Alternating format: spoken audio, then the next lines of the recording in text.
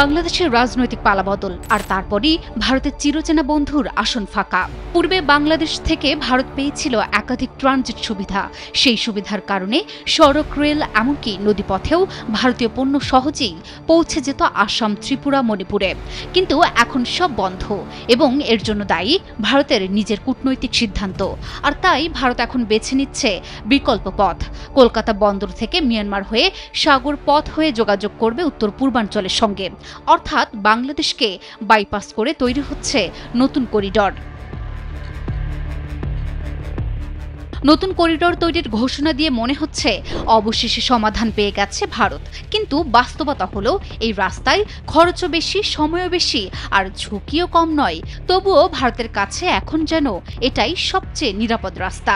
দেশটির সংবাদ মাধ্যম ইন্ডিয়ান এক্সপ্রেস বলছে, মেঘালয়ের শিলং থেকে আসামের শিলচর পর্যন্ত নতুন মহাসড়ক প্রস্তাব করেছে সরকার।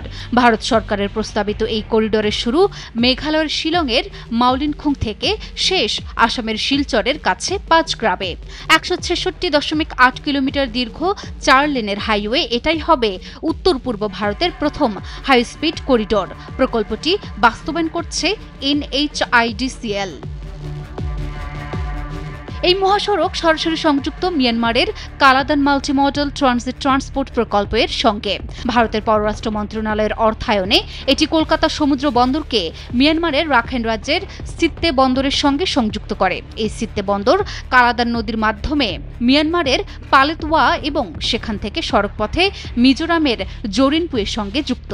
অর্থাৎ সমুদ্রপথ, নদীপথ, সড়কপথ সব মিলিয়ে ভারত তৈরি করছে এক বিকল্প রুট, যেন চীন বা বাংলাদেশ নির্ভরতা মুক্ত থাকা যায়।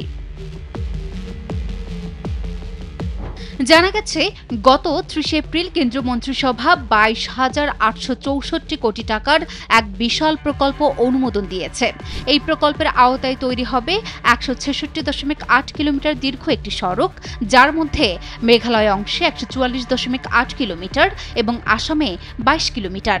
এই নতুন পথটি চালু হলে ভ্রমণের সময় 8.5 ঘন্টা থেকে কমে হবে মাত্র 5 ঘন্টা। এতে 19টি বড় সেতু, 153টি ছোট সেতু, 326টি কালভার্ট, 22টি আন্ডারপাস, 26টি ওভারপাস, 8টি সীমিত উচ্চতার সাবওয়ে এবং 34টি ভায়াডাক্ট থাকবে। তবে এই প্রকল্পটি এত সহজ নয়। NHIDCL এর এক কর্মকর্তা জানিয়েছেন, এই প্রকল্পটি কৌশলগতভাবে গুরুত্বপূর্ণ হলেও এটি অন্যতম চ্যালেঞ্জিং প্রকল্প হতে চলেছে।